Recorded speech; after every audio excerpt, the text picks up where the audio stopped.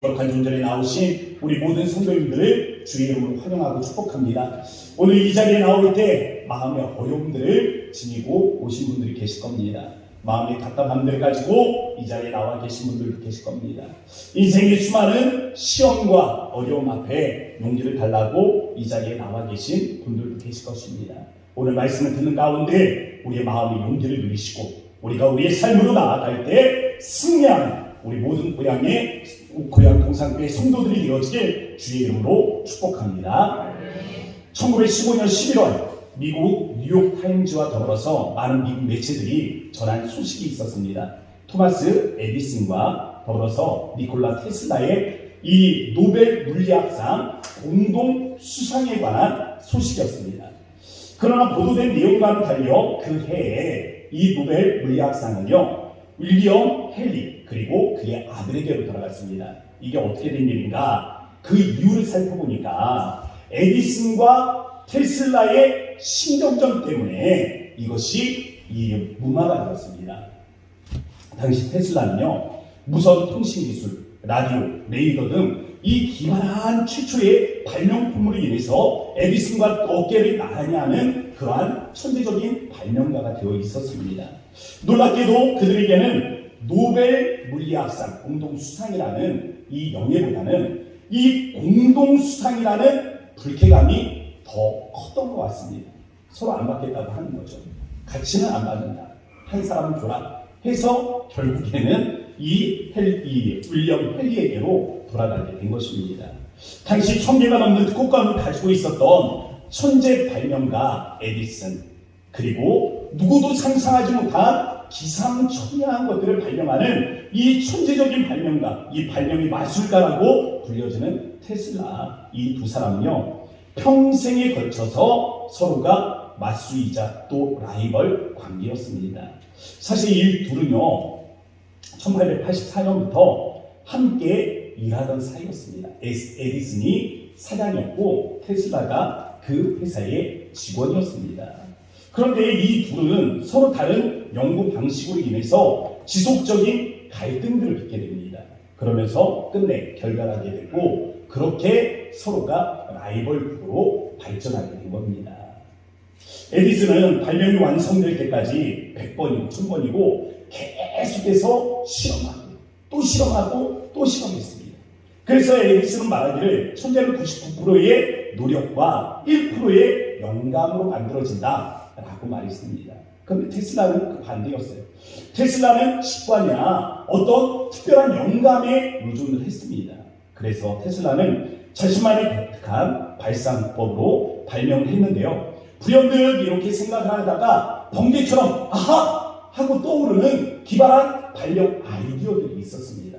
그러면 아하! 하고 번개처럼 스쳐 지나가는 이 아이디어를 통해서 무언가를 개발해 냈던 것이죠. 서로 다른 발명 스타일을 이해하지 못했던 이 에디슨 그리고 테슬라는 결국에는 이 감정 싸움이 비화가 되어지게 됐고 결국에는 노벨상 물리학상 이 공동수상이라는 영예를 저버리게 되었습니다.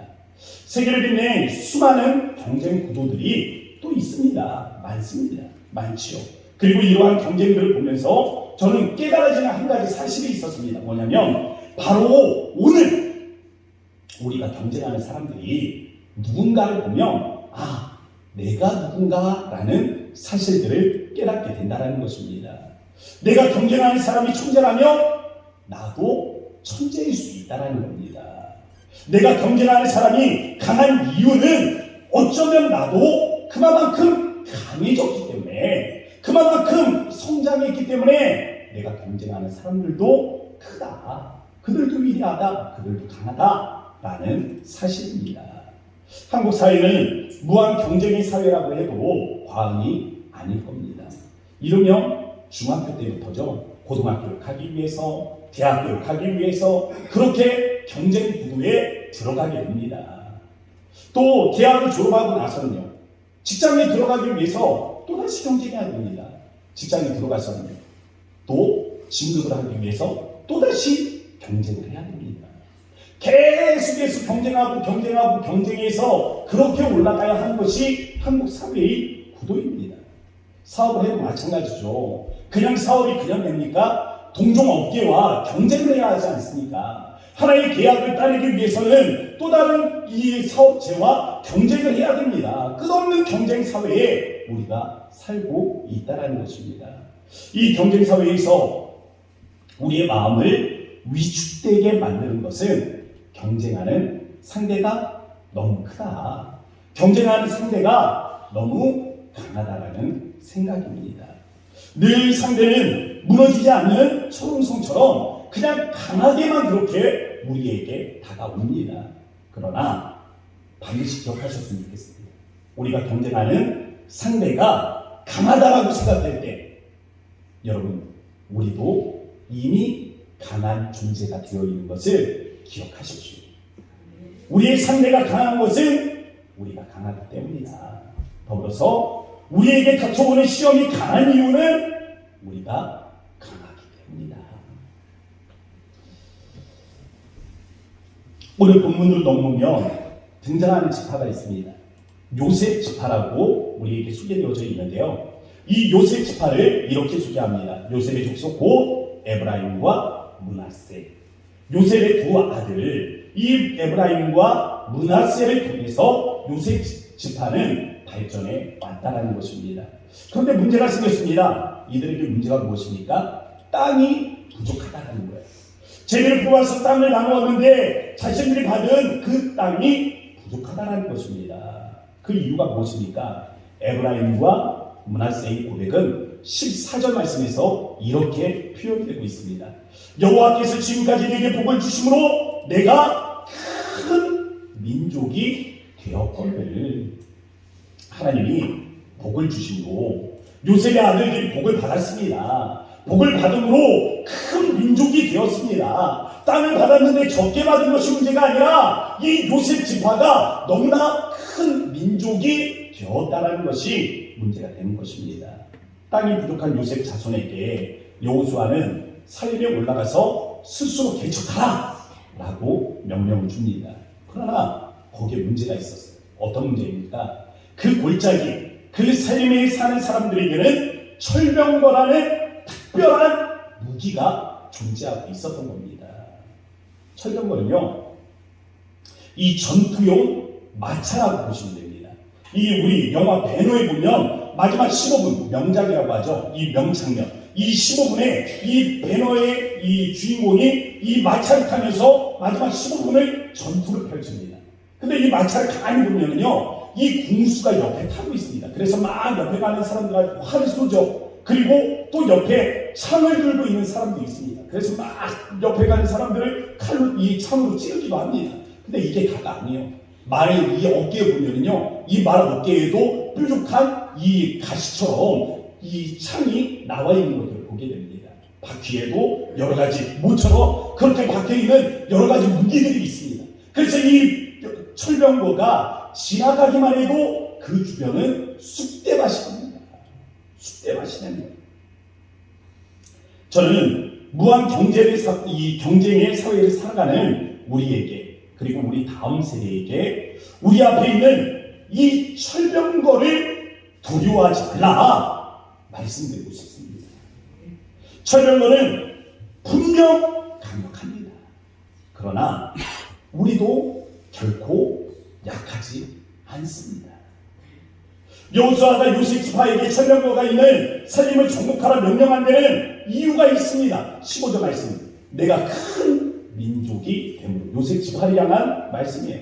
17절 말씀, 여호수아가 다시 요셉의 족속 곧 에브라임과 므낫세에게 말해요. 이르되, 넌 뭐라고 말합니까? 다 같이 읽어보죠. 시작. 너는 큰 민족이요 큰 권능이 있은즉. 너는 큰 민족이 되었고 큰 권능입니다.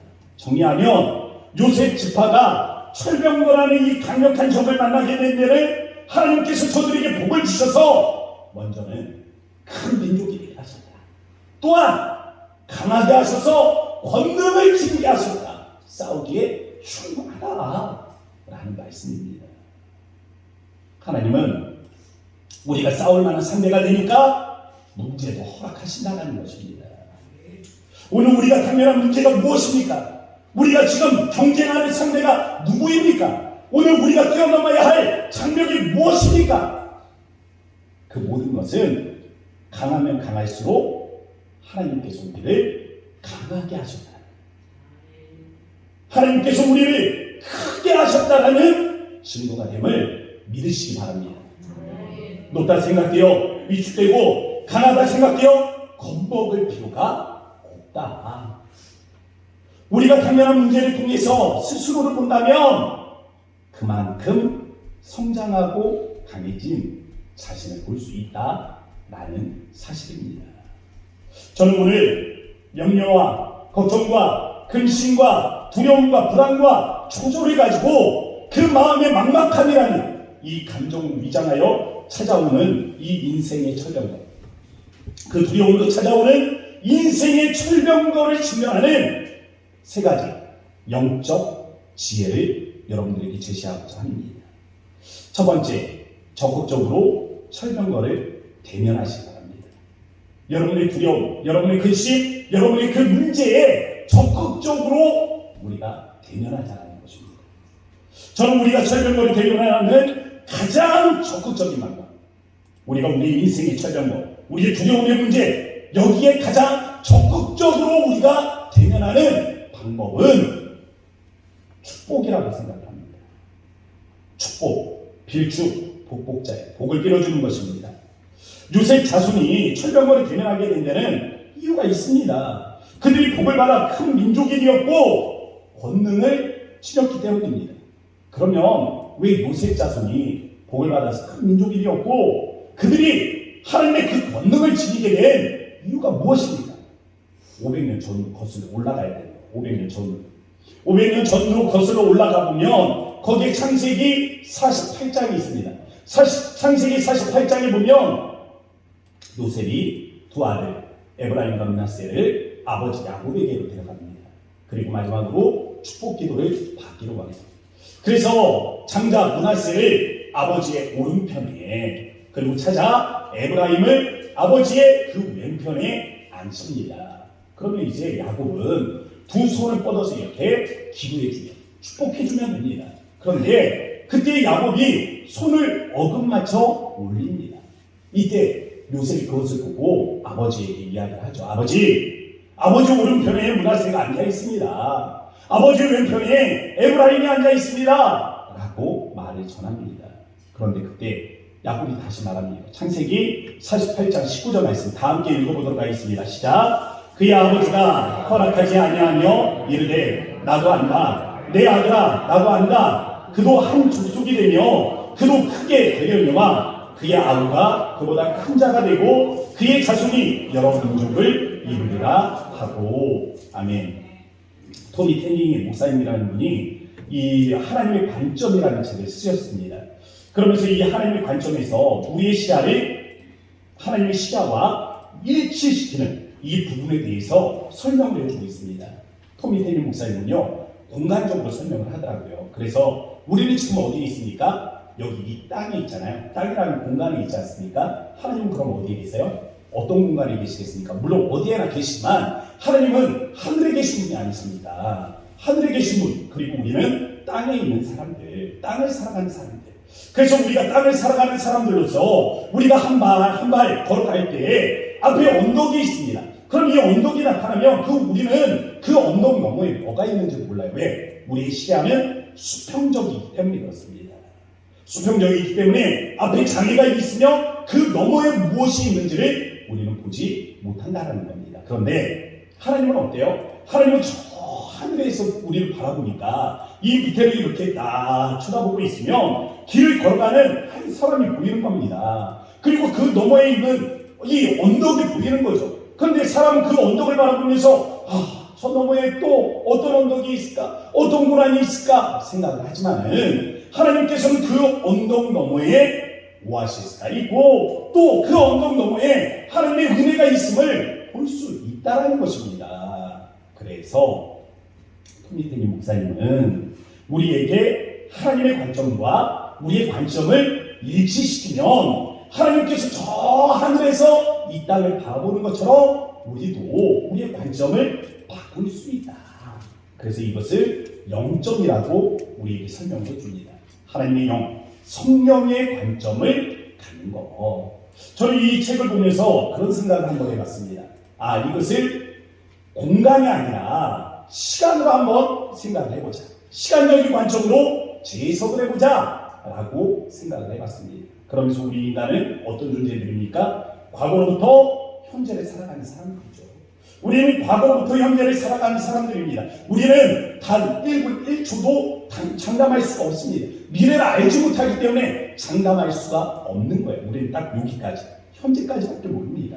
그런데 우리 하나님은 과거에도 계시고 현재에도 계시고 미래에도 계십니다. 우리 하나님께서는 시간과 공간에 구애를 받지 않으신단 말입니다. 그런데 우리가 하나님의 관점을 갖는다.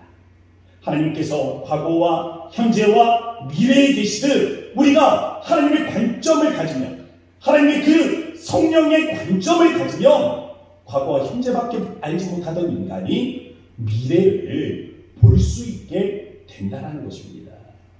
그것은 그래서 예언적 성격을 지니게 되는 거예요. 우리가 하나님의 관점을 가지고 이 시간의 개념을 가지고 하나님의 관점으로 기도할 때 우리의 기도는 예언적 성격을 지니게 된다는 것입니다. 야곱의 축복이 이와 같은 것입니다. 그는 에브라임과 므낫세를 위해서 기도할 때 영점을 가지고 기도했습니다.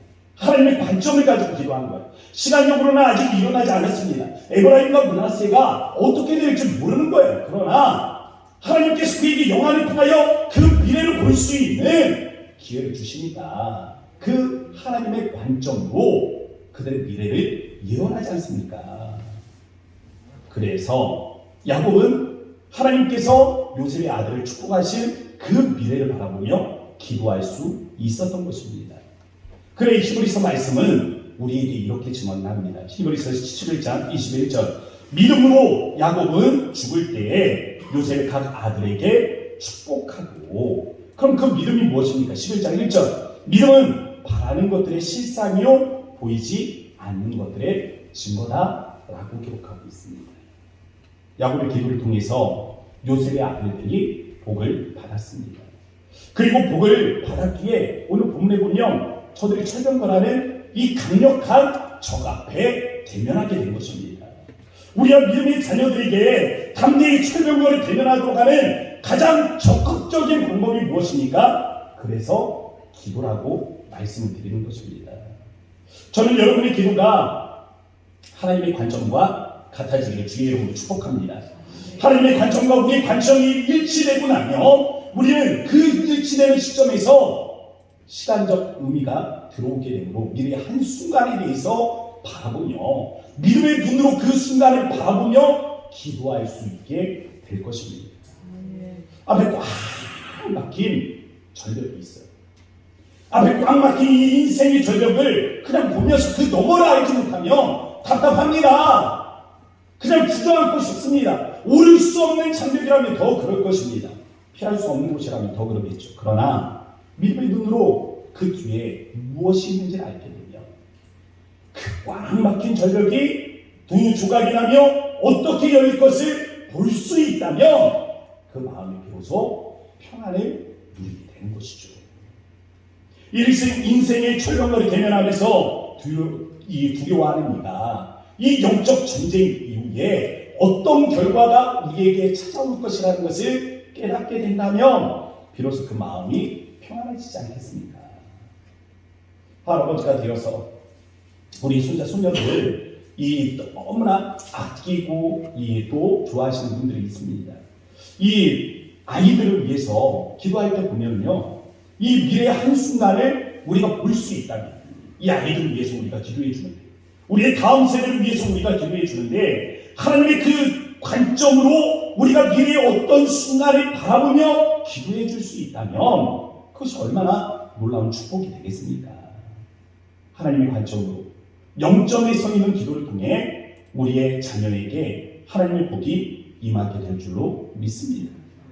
우리가 믿음의 자녀를 다음의 세대를 위해서 드려준 복이 임하게 되면 저들이 강해질 것입니다. 저들이 번성케 될 거예요. 그러나 우리가 또한 기억해야 합니다. 저들이 강해지면, 우리 자녀들이 번성케 되어지면 그들이 만나는 적도 강해집니다. 저들도 강해졌지만 저들의 적도, 저들이 대항하는 그 문제들도 강해진다 라는 사실을 우리가 기억해야 합니다. 아무리 저들이 이 만나는 적이 철벽거라 할지라도 우리가 믿음의 눈으로 보면 그들을 위해서 축복해 줄 수 있는 것입니다. 저는 그래서 기도는 인생의 철벽거를 대면하는 가장 적극적인 방법이다 라고 믿습니다. 이 기도를 통해서 다가오는 인생의 철벽거를 직면할 수 있기를 주의 이름으로 축복합니다. 자, 두 번째는요, 용기를 주는 사람이 되십시오. 용기를 주는 사람. 7.8기라는 단어가 있죠. 7번이 넘어져도 8번을 도전하라. 10번을 넘어지면 11번을 도전하라. 이 스푼 라디오라고 여러분 잘 모르실 겁니다. 이 스푼 라디오라고 이 기업이 있는데요. 이 아프리카 TV가 왜 사람들이 개인 방송을 하거든요. 요즘 뭐 공영방송만 있는 것이 아니라 개인들도 방송을 합니다. 그래서 아프리카 TV는 이 영상으로 하는 이 개인 방송이라면 스푼 라디오는 개인 라디오 방송을 운영하는 곳입니다. 이 방송 컨텐츠를 제작하는 스푼 라디오, 이 스푼 라디오의 최혁재 대표가 있습니다. 성공한 기업인으로 방송에서도 강연도 하고 또 그의 여러 가지 이 강연들로 잘 알려진 분인데요. 그의 사업이 처음부터 성공을 거듭한 것은 아니었습니다. 그는 먼저 잘 다니던 회사를 관뒀습니다. 그리고 창업을 해요. 창업을 하는데 처음에 어떤 벤처를 창업을 할까 고민을 하다가 그가 생각해낸 것은 뭐냐면 배터리 공유 시스템이었습니다. 우리 옛날 핸드폰 혹시 기억하세요? 이 옛날 핸드폰 우리 쓰는 거 보면 어땠습니까? 배터리를 빼서 갈았죠. 빼서 갈았잖아요. 근데 이거 배터리 쓸 때 어려운 게 뭐였어요? 길에 나가서 막상 전화하려고 그러면 배터리가 딱 떨어지는 겁니다. 그럼 그때는 이 충전하는 게 좀 쉽지가 않았거든요. 왜? 기종마다 이 배터리 충전 이 기기가 따로 있었고 또 뭐 길에서 갑자기 충전을 하려고 그러면 쉽지가 않았어요. 그래서 이분이 개발한 게 뭐냐면 여러 편의점들, 이 큰 대기업들이 운영하고 있는 당시에 편의점들과 연합을 해서 배터리 공유 사업을 하자라는 생각을 했습니다. 그래서 그런 이 유명 편의점들과 제휴 계약이 이루어졌어요. 이것이 뉴스를 타니까 사람들이 막 투자를 하기 시작하면서 기업은 승승장구하게 되었습니다. 그러던 어느 날 삼성에서 갤럭시 S6가 나올 때에 배터리가 핸드폰과 일체형으로 나오는 거예요. 더 이상 공유할 수 있는 시스템이 되지도 않은 겁니다. 하루아침에 기업이 망하게 되었어요. 빚더미 위에 올라앉게 되었습니다. 매일매일 그냥 술을 마시면서 자신의 인생을 한탄하고 있을 때 그때 투자자가 최혁재 대표를 만나서 용기를 불어주며 했던 말입니다. 보통 벤처기업이요 10개가 있잖아요. 10개가 있으면 9개는 망한다고 합니다. 그럼 성공은 몇 개 하는 거예요? 하나는 하나 하는데 이 하나가 성공을 하면 망했던 9개의 손실을 보존하시고 그렇게 벤처가 이루어진다고 합니다. 그러면서 이야기를 하는 거예요. 이를 수평적 투자가 아니라 수익적 개념으로 개인한테 한번 적용을 해보자는 거죠. 그러면서 한 사람의 인생에서 10번의 도전이 있는데 9번을 실패하고 한 번을 성공을 하면 그 성공한 인생 아닌가라는 이야기를 하는 것입니다. 저는요, 가능하다면 우리와 우리의 다음 세대의 삶 속에 이 실패의 경험이 함께 했으면 좋겠습니다. 아무도 아멘은 안 하시죠? 아멘하기 힘들죠. 그런데 저는 이 단 한 번의 실패로 인생 전체가 망가지지는 않았으면 좋겠습니다. 왜 한 번의 실패가 인생 전체의 실패가 되는 겁니까? 두려움 때문이에요. 그때 넘어졌던 그 장소에서 나 이거 또 넘어지는 거 아닌가? 나 또 실패하는 거 아닌가? 라는 이 두려움 때문에 그 장소에 가면 또 넘어지고 또 비슷한 상황들이 되면 징크스라고 부르죠. 그 징크스가 수도 없이 사람을 괴롭히는 겁니다. 그러니까 자꾸만 실패하게 되는 거예요. 한 번의 실패가 영원한 실패가 되는 인생들이 있습니다. 문제는 두려움이죠. 또 실패하면 어쩌지 않은 그 두려움 때문에 그냥 주저하는 것 아닙니까? 여호수아 1장에 나타난 여호수아의 심리 상태도 마찬가지였습니다. 두려움이었어요. 두려우니까 하나님께서 나타나셔서 여호수아야 두려워하지 말아라 라고 말씀하시지, 나 아무렇지도 않고 두렵지도 않은데 여호수아야 두려워하지 말아라, 뭔가 이상하지 않습니까? 두려워하니까 하나님께서 나타나신 거예요. 그래서 두려워하지 말라 말씀을 하시는 겁니다. 과연 여호수아가 두려워하고 있었던 것은 무엇일까요? 가나안 땅을 지키고 서 있는 거대한 족속들, 이 아낙 족속들, 그들이 정말 여호수아의 두려움의 대상이었겠습니까? 아니요. 그는 처음부터 그를 두려워하지 않았습니다. 그럼 가나안 땅을 얻기 위해서 싸워야 할 이 수많은 혈전들, 바로 그 전쟁이 여호수아에게 두려움이었겠습니까? 아니요. 그것도 아닙니다. 여호수아가 진정으로 두려워했던 대상은 이스라엘 백성, 이스라엘 백성. 지금 함께하고 있는 이 이스라엘 백성들이 두려움의 대상이었던 것입니다. 왜 그렇습니까? 여호수아는 38년 전에 그 장소에 있지 않았습니까? 여호수아는 38년 전에 그 장소에 있었던 유일한 증인이 아닙니까? 맞습니다. 38년 전 이스라엘 백성들이 처음에 가데스 바네아, 이 가나안 땅을 밟았을 때 12명의 정탐꾼들을 보내죠. 그리고 그들이 돌아왔습니다. 10명이 보고를 합니다. 이 가나안 땅에는 거인 족속들이 산다. 그들의 성공은 너무 높다. 우리가 정복할 수가 없다. 여기가 우리의 무덤 자리다. 우리의 자녀들은 저들의 노예가 될 것이다. 우리의 부녀자들은 저들에게 학대를 받게 될 것이다. 이 부정적인 보고들이 이루어지니까 백성들의 마음이 땅이 떨어집니다. 그때 여호수아와 갈렙이 이야기하죠. 아니다. 하나님께서 이 땅을 우리에게 주셨으니 우리가 넉넉히 이길 수 있다. 그런데 그들이 그렇게 말할 때 이스라엘 백성들이 듣지 않습니다. 그리고 분노한 이스라엘 백성들이 돌을 들어 모세를 쳐 죽이려고 하죠. 그런데 한번 생각을 해보세요.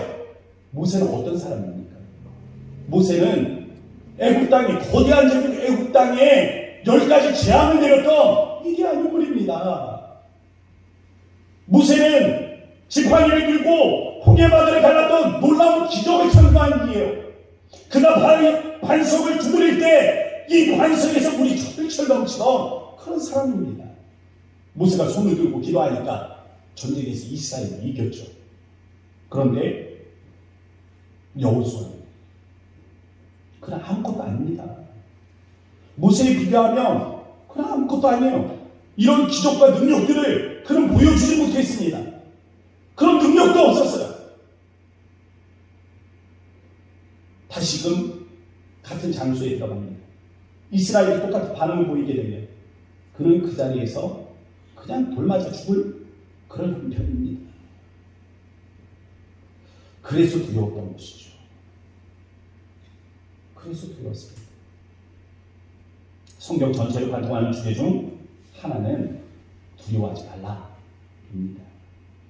여호수아서 1장 9절, 내가 너에게 명령하는 것이 아니냐? 강하고 담대하라. 두려워하지 말며 놀라지 말라. 내가 어디로 가든지 내 하나님 여호와가 너와 함께 하시니라.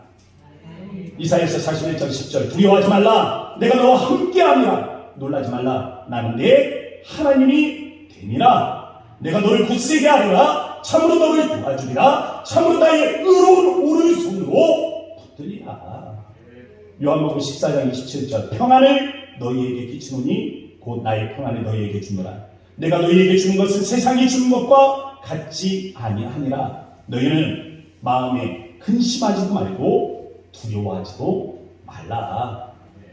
성경은 왜 우리에게 두려워하지 말라, 두려워하지 말라, 두려워하지 말라라고 명령을 주시는 것입니까? 무엇 때문에 우리가 두려움을 극복하고 어떻게 우리가 담대함과 용기를 누릴 수 있다라고 그렇게 말하는 것입니까? 우리 환경을 보면 두려울 수밖에 없는데, 우리 형편과 처지를 바라보면 두려울 수밖에 없는데, 근심을 몰려올 수밖에 없는데, 왜 성경은 그런 우리에게 두려워하지 말아라 명령하시는 것입니까? 하나님의 임재입니다. 주의 임재를 깨닫는 것입니다. 임마누엘, 하나님이 우리와 함께 하십니다. 이 임재를 깨달음으로 우린 용기를 누릴 수 있습니다. 잠에서 깨어난 아이가 웁니다. 보통 애들은 잠에서 깨면 울어요. 왜 웁니까? 아무도 없다. 주변에 아무도 없다라고 생각하니까 우는 겁니다. 어떤 때는 아이가 깨어서 울지 않아요. 왜 안 우는 겁니까? 엄마가 옆에서 시끄럽게 도마질을 하고 있으니까 엄마 또 그 일하고 있나 보다 생각하니까 잠에서 깨어나서도 엄마가 옆에 있구나 생각하니까 안 우는 거예요. 어떤 때는 울고 왜 어떤 때는 안 울겠습니까? 자기도 깨닫는 바가 있으니까 그러죠. 인생의 수많은 역경 속에서 스스로의 생명을 포기하는 사람들이 있습니다. 왜 그렇습니까? 세상에 나는 혼자다라고 생각을 하니까 그 외로움이 몰려오니까 결국에는 견디지를 못하는 겁니다. 사회로부터 자신의 마음을 닫아버리고 내면 깊은 곳에 홀로 은둔 생활하는 이 대인 기피증 환자들도 있죠. 왜 그렇습니까? 세상 속에서 나는 혼자다라고 생각하기 때문입니다. 우리의 마음에 두려움이 엄습하는 순간 외로움과 고독은요 하나님의 임재를 경험하지 못할 때 밀려오는 그러한 감정들입니다. 우리가 이 성경을 보면 그래서 성경은 계속해서 우리에게 말해주는 겁니다. 넌 혼자가 아니다. 넌 외롭지 않다. 하나님이 너와 함께 하시기 때문이다. 우리의 생명이 되신 예수님께서 우리와 함께 하심을 깨달으라고 계속해서 말씀하시고 또 말씀하시고 또 말씀하시는 것입니다. 그래서 더 이상 두려워하지 말고 놀라지도 말고 포기하지도 말고 오직 담대함과 용기를 지니라고 성경은 우리에게 말씀해 주십니다. 여호수아서 1장 두려움에 떨고 있던 여호수아가 이제는 강하고 담대하라 이를 전하는 이 용기를 북돋아주는 메신저로 오늘 본문에서 탈바꿈되었습니다. 오늘 본문에서 여호수아는 이제 용기를 주는 사람이 되었다는 것입니다. 그가 어떻게 용기를 주는 사람이 되었습니까? 그도 과거에는 두려워하던 사람이었어요. 그도 과거에는 현실적인 이 문제와 그 장벽 앞에 두려워하고 떨려하고 그 근심으로 마음을 뒤덮고 있는 그런 사람이었습니다. 그런데 오늘 본문에서는 오히려 용기를 전해주고 있습니다. 어떻게 이런 일들이 가능한 겁니까? 자신에게 밀려오는 이 두려움과 자신에게 몰려오는 그 근심을 극복하고 나니까 하나님이 나와 함께 하신다는 이 사실을 통해 극복하고 나니까 그도 역시 용기를 주는 사람이 된 것입니다. 결국 용기를 주는 사람이 되기를 원한다면 우리도 우리의 두려움을 극복해야 합니다. 우리의 이 용기는 어떤 일의 성공과 성취를 통해서 오는 것이 아닙니다. 우리 믿음의 용기는 하나님의 임재, 하나님이 나와 함께 하신다는 이 임재를 강하게 확신할 때, 하나님과의 동행을 경험하게 될 때, 그때 우리의 마음을 찾아오게 될 것입니다. 오늘도 우리와 함께 하시는 그 하나님을 통해 마음의 믿음의 용기를 누리는 우리 모든 고양동산교회 성도들이 되어주시기 바랍니다. 마지막으로 세 번째, 은혜로 무덤이 되지 않게 하십시오. 은혜가 무덤이 될 때도 있습니다. 성경을 보면 신기한 내용이 있습니다. 뭡니까? 이스라엘 백성들이 광야를 헤매고 있을 때 하나님께서 만나를 주셨습니다. 만나를 먹고 사는데 어느 날 고기가 땡기는 거죠. 이 맨날 만나만 먹으니까 고기가 먹고 싶다 생각이 되었습니다. 그럼 하나님 우리에게도 고기 좀 주시면 안 됩니까? 좋겠고 하면 좋은데 이 이스라엘 백성들이 원망을 합니다. 원망.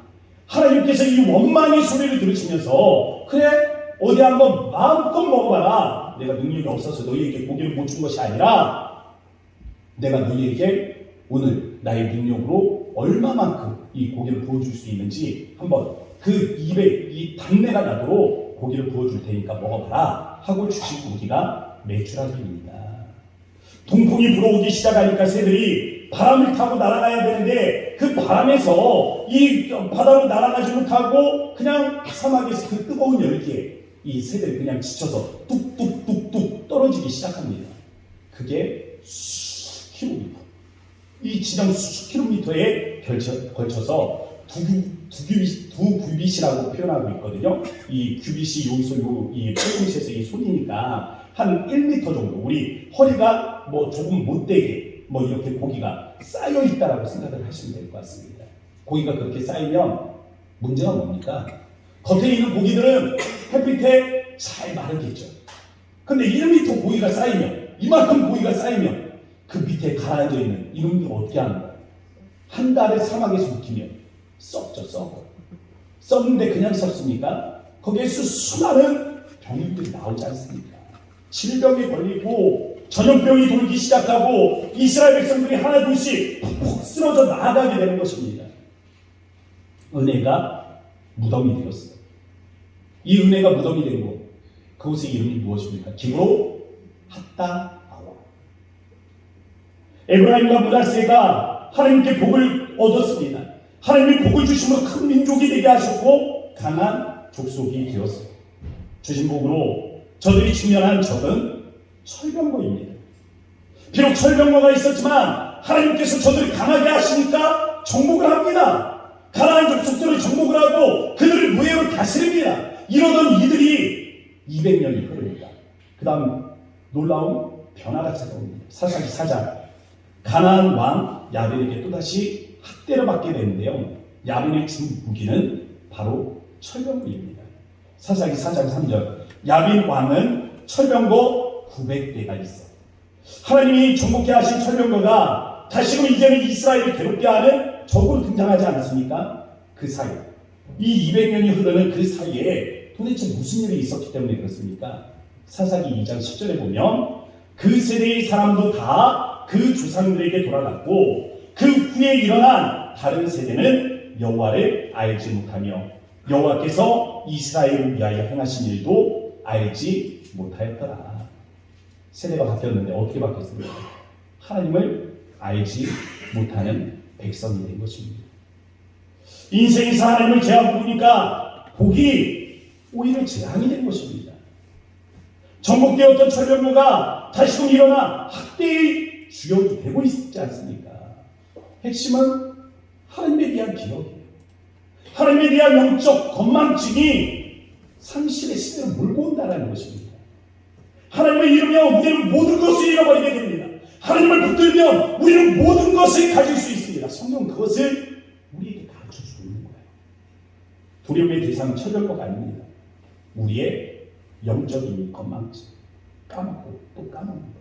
하나님께서 은혜를 주셔서 우리에게 오늘날 이 힘을 주셨건만, 이 권능을 주셨건만, 이 은혜를 주셨건만 우리가 형통해지고 이 태평성대의 시대를 살아가므로 영적 둔감함을 경험하게 된다는 겁니다. 삶이 풍요롭고 안정을 누리고 가정이 평안하면 우리는 정신적으로 해이해져서 현재 일어나고 있는 영적 전쟁에 대해 무감각해진다는 것입니다. 정작 이 태평성대 어떻게 우리에게 주어진 것입니까? 우리가 가지고 있는 은혜와 축복 어떻게 우리가 받게 된 것입니까? 하나님의 은혜죠.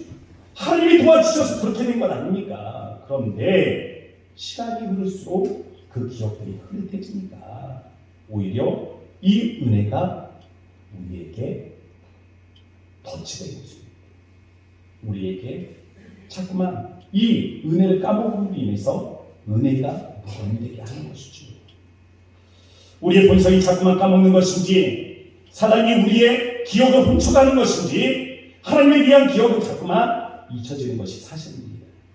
우리의 머리에서 하나님에 대한 기억을 지키는 것이 이 영적 전쟁의 핵심입니다.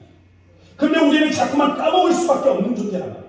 까먹고 또 까먹을 수밖에 없단 말이에요. 우리가 잊어버릴 수밖에 없다면, 우리가 까먹을 수밖에 없다면 어떻게 해야 되겠습니까? 어차피 밑 빠진 독에 물 붓기에 밑이 빠졌다면, 밑이 깨져서 물이 새고 있다면, 그래서 우리의 이 하나님에 대한 영적 은혜와 그 경험들이 날마다 그냥 잊혀져 가고 있다면 어떻게 해야 됩니까? 물을 갖다 더 열심히 부어야죠. 밑이 빠져서 물이 빠져나간다면 그 독에다가 물을 더 많이 갖다 부어야 하지 않겠습니까? 하나님에 대한 영적 경험들을 가지고 더 붓고 있는 것보다 더 많은 양을 우리가 채워가면 우리 영적 건망증에서 탈피할 수 있습니다. 사랑하는 성도 여러분, 오늘 우리 주신 하나님의 은혜와 축복이 우리의 무덤이 되지 않도록 영적으로 깨어있기를 주의 이름으로 축복합니다. 이 시간 우리 함께 기도하며 나아가도록 하겠습니다. 오늘 들은 말씀을 기억하면서 기도하시기 바랍니다. 우리 인생의 장애를 신명케 하시되 하나님 철병거를 두려워하지 않고 맞서는 우리의 믿음을 허락하여 주옵소서. 이를 깨뜨리게 하여 주옵소서. 특별히 하나님 오늘 우리의 두려움을 극복하게 하시되 하나님 믿음의 용기를 얻게 하시고 내일 믿음의 용기를 나누는 사람, 우리가 얻은 믿음의 용기를 통하여 내일은 누군가의 믿음으로 다시금 세울 수 있는 그런 사람들이 되게 하여 주옵소서. 날마다 새로운 은혜가 하나님 우리에게 경험되게 하시되 이 영적 건망증을 떨쳐버리는 은혜가 있게 하여 주시기를 원합니다. 우리 주의 이름을 세 번으로 짓고 간절한 마음으로 기도하도록 합니다. 주여 주여 주여. 할렐루야. 거룩하신 아버지 하나님 그렇습니다. 하나님 우리가 주님의 하나님을 거룩한 하나님 중전에 나와 하나님 우리가 하나님을 기도하며 아버지 이곳에 하나님 임재하신 하나님의 은혜들 우리가 바라보며 하나님 앞에 하나님을 간구하기를 바랍니다. 오늘 주신 이 말씀에 하나님 우리가 하나님을 나아가기를 바라오니 하나님 우리 건망증들 하나님을 잃어버리게 하시고 우리가 은혜를 키울 수 있도록 하나님께서 함께하여 주시기를 바랍니다. 하나님께서 우리의 하나님 은혜를